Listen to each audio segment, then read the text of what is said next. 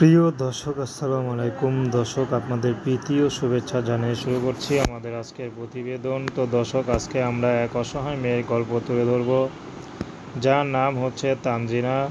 তানজিনার বিয়ে শাদী হয়নি। তানজিনা বিয়ে শাদীর জন্য ইউটিউবে এসেছেন। তানজিনার পরিবারে শুধু একটা নানি আছে, আর ছোটো একটা ভাই আছে, আর কেউ নেই।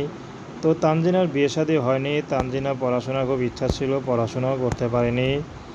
তো বর্তমানে তানজিনা চাচ্ছে ভালো একটা জীবনসঙ্গী, যে তাকে একটু ভালোবাসবে, ভালো রাখবে।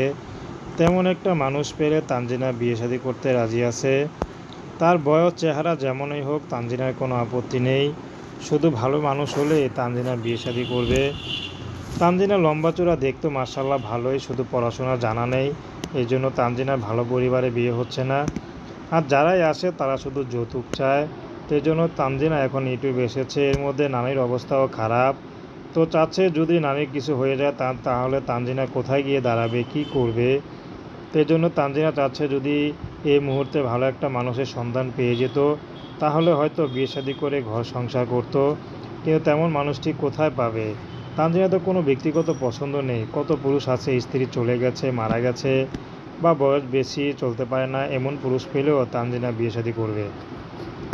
তো দর্শক, প্রেম, ভালোবাসা, সাহায্য, সহযোগিতা, বিয়ে শাদী করা একান্ত আপনাদের ব্যক্তিগত ব্যাপার।